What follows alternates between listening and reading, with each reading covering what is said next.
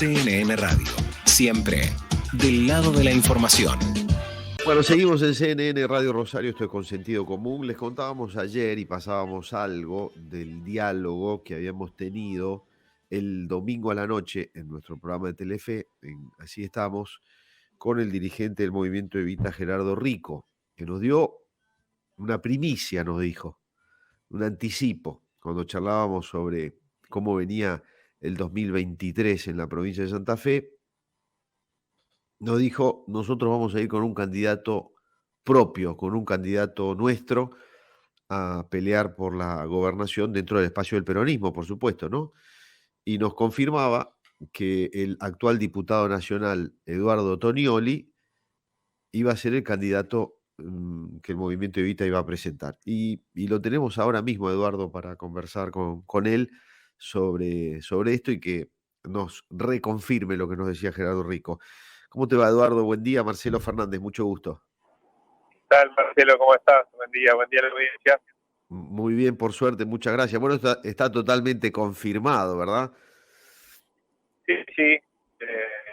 Hemos tomado por supuesto, es una decisión que corre para 2023. Con esto quiero decir que no hemos tomado el trabajo ni de empezar a hacer una campaña, ni atacar, quitar paredones, porque creemos que quizás no sea el momento para eso, ¿no? Es hora en mi caso, legislar, pero fundamentalmente para la política en general, de trabajar para sacar a la Argentina adelante y a Santa Fe adelante a partir de una serie de problemas que tenemos en el presente y en el horizonte, pero por supuesto también va a llegar diciembre, enero y una etapa ya más de definiciones, y nosotros, bueno, a partir de algún análisis del escenario hemos tomado esa definición, no solo del movimiento Evita, sino en diálogo con otros sectores, ¿no? Más territoriales, algunos sectores del movimiento obrero, con quienes construimos cotidianamente y tenemos una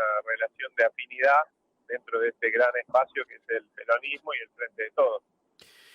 Eduardo, ¿y qué, si tuviéramos que, porque el gobierno actual de la provincia es peronista, si vos tuvieras que marcar grosso modo qué cosas continuarías, qué cosas te parece que estuvieron bien y qué cosas las harías de otra manera, en grandes trazos, ¿qué sería eso?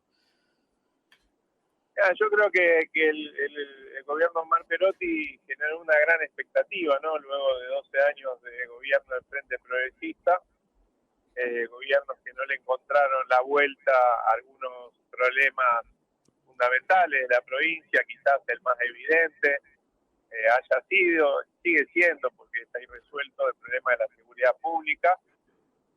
Nosotros, esta expectativa durante los primeros meses del gobierno de Omar, de alguna manera entendemos que se revalidó a partir de una gestión en el Ministerio de Seguridad, en su momento, de Marcelo Saín, donde más allá de los nombres, de que es un nombre que aún hoy sigue generando polémica, pero nosotros entendemos que tuvo una capacidad para poner blanco sobre negro qué es lo que se necesitaba hacer en la provincia.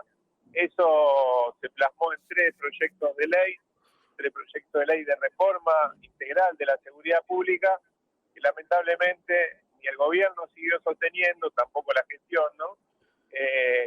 Y vemos que hubo una involución en esa materia y que, bueno, los resultados están a la vista. Si puedo hablar en términos de crítica, esta es una de las más importantes porque en realidad no cumplió con las expectativas de la población y básicamente con la expectativa de quienes lo votaron. Después, si me preguntás en quizás algunos hitos y algunos puntos fuertes, hay dos que a mí me parece valorable, que son el avance de la obra pública en la provincia de Santa Fe y el perfil productivo, la recuperación de un perfil productivo para nuestra provincia. Por supuesto que también entiendo que esos dos aspectos van de la mano de una articulación muy fuerte con Nación, ¿no? En ambos aspectos, en la obra pública y en la cuestión productiva, donde a la salida de una etapa muy dura como fue la recesión durante la segunda etapa del gobierno de Macri y la pandemia que obligó en algunas áreas de la actividad económica a parar la máquina, a la salida de eso se ha salido con mucha potencia, no por arte de magia, sino porque se decidió durante la etapa más pandemia, poner distintas herramientas como los repro, bueno, pagar una parte importante del sueldo a todas las empresas privadas del país, etcétera. Todo ese combo generó que Santa Fe, a la que es una provincia con muchas actividades productivas y muy variadas, a la salida de esta etapa más dura, haya salido con mucha potencia, ¿no? Estas dos cosas creo que son los puntos fuertes a valorar. Eduardo, ya que lo mencionaste a Zain y en un punto que es central, especialmente para Rosario, porque la ciudad de Santa Fe también está viviendo momentos duros de inseguridad y demás, pero en líneas generales digamos que Rosario es el epicentro de las situaciones de más violencia y demás. Zain se termina yendo de la provincia de Santa Fe porque se enfrentó a, a un club transversal que atraviesa a todos los partidos y a todos los poderes, de una parte de la política que yo, para ser suave, diría que es oscura. Una parte de la política que es oscura. Lo terminaron sacando a patadas a Zain, no tanto por lo que hacía concretamente en materia de seguridad, que puede ser discutible, si bien o mal, qué sé yo, sino más bien por quién se estaba metiendo dentro de la política. ¿Vos coincidís con ese diagnóstico o no? Coincido parcialmente, creo que no solo dentro de la política, coincido en el diagnóstico que hace con respecto a la política. A lo mejor me quedo corto con la política, es verdad, política, No, claro, justicia, medio de comunicación, no es una rosca, es un club transversal. un club transversal, como bien decís vos, voy a adoptar esa definición, pero sí, estamos hablando de, a ver, nosotros todos los días vemos en los medios de comunicación la expresión más capilar de una serie de actividades delictivas que encuentran en su aspecto más duro o se ve reflejado en el crecimiento exponencial de la tasa de homicidios que se empezó a dar a partir del 2009, 2010 y de la que nunca se pudo bajar. Siempre estuvimos más o menos con etapas con idas y venidas, pero con un nivel de 3 veces por encima de la media nacional en materia de muerte por habitante, ¿no? Es un Sí, número altísimo. Ahora, sí, esa es la expresión capilar exterior más dolorosa de una serie de actividades delictivas con imbricación, como bien vos decías, en la institucionalidad, en todos sus niveles, y también con el poder económico, con medios de comunicación, etcétera. Yo creo que lo que hizo, Zain no se fue por lo que pueda haber hecho mal o por la gestión cotidiana de las políticas de seguridad, que son como una especie de carrera contra el tiempo, ¿no? Donde sabemos que nada va a ser inmediato y va a seguir habiendo conflictos internacionales, muertes, etcétera. Pero no se fue por eso, ni siquiera por cosas que decía o que eran consideradas abruptos. Se fue por las cosas que hizo bien, que es poner blanco sobre negro esta situación y por no obstruir, cosa que sí pasó en otras gestiones provinciales y en otros ministerios de seguridad, el accionar, por ejemplo, del Ministerio Público de la Acusación y del organismo de investigaciones. Yo tengo el honor de haber sido en ese momento diputado provincial, autor de la ley que creaba el organismo de investigaciones, y tengo que decir que desde que aprobamos la ley hasta que se puso en funcionamiento, y después que se puso en funcionamiento empezó efectivamente a rodar, la verdad es que primero que fue un lugar para conchavar militantes políticos de un partido. Y miren, yo valoro mucho la militancia política, soy muy que atacan al Estado fundamentalmente por la incorporación de quienes vienen de alguna carrera política, etc.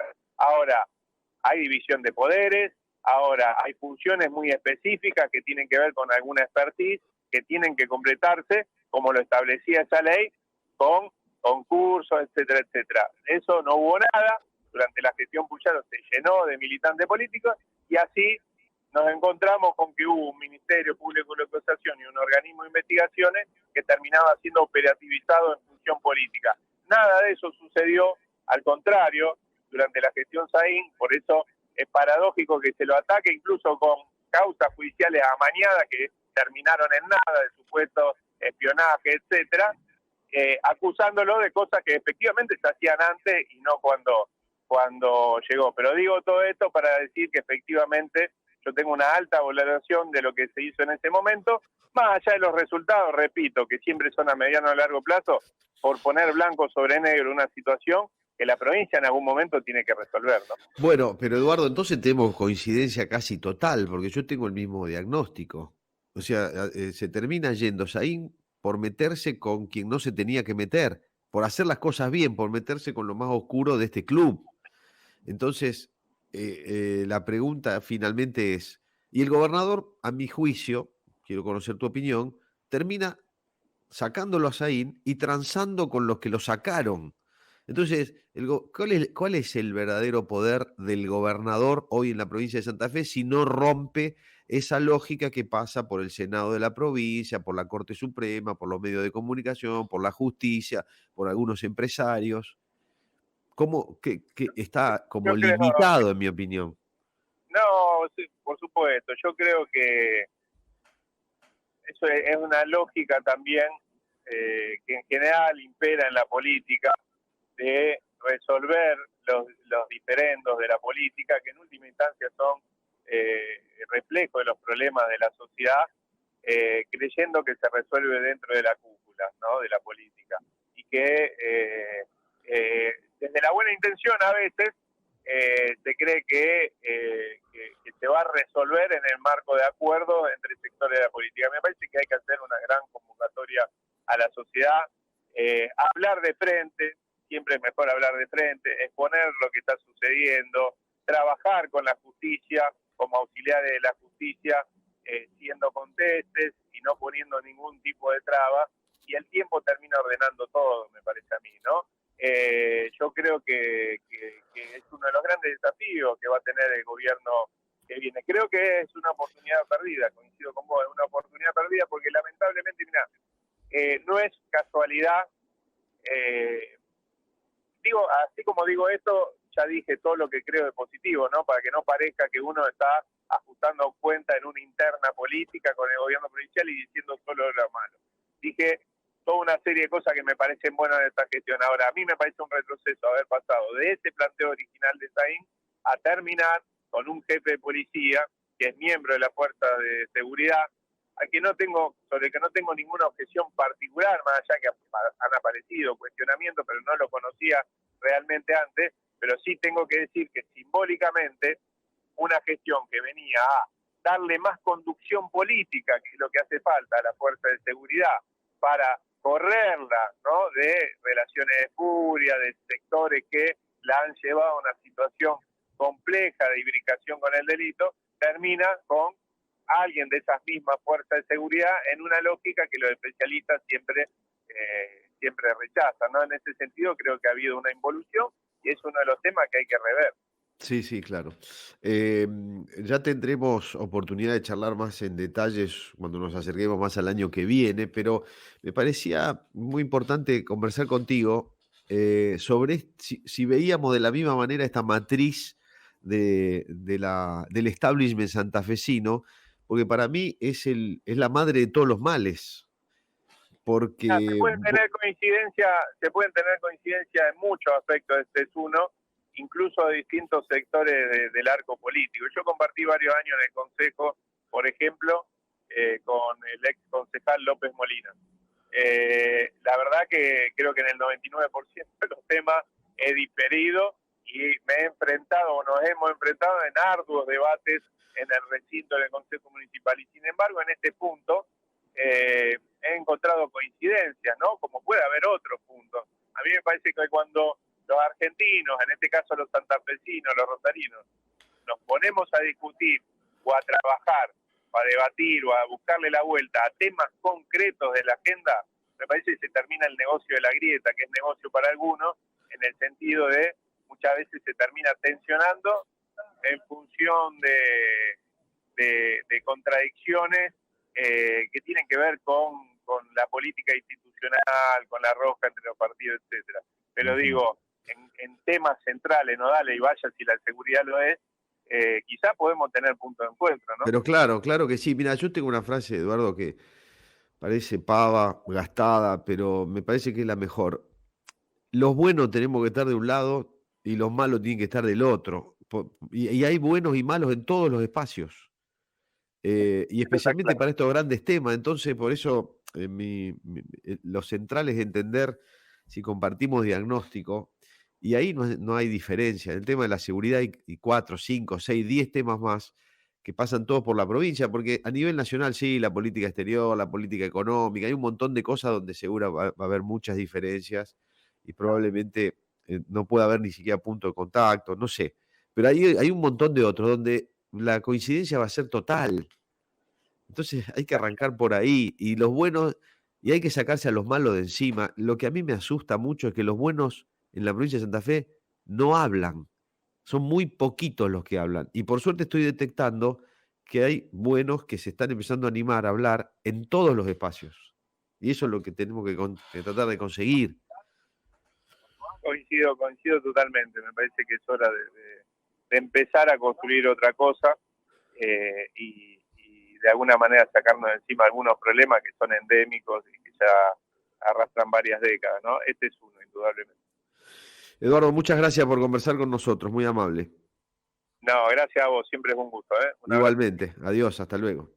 Hemos conversado con el diputado nacional Eduardo Tonioli, forma parte del movimiento Evita y va a ser candidato a gobernador, por lo menos precandidato a gobernador dentro del espacio del justicialismo de cara al 2023. Van a competir dentro, probablemente, casi seguramente, de las PASO que va a tener también el justicialismo. Y que tiene, por ejemplo, a Busato ya anotado también para esa carrera. Hay que ver qué va a hacer Marcelo Lewandowski, que tiene buena medición, pero que me da la impresión que le gusta más la ciudad que la provincia. Así que vamos a ver. Bueno, son las 11:05, estamos en Consentido Común, esto es CNN Radio Rosario.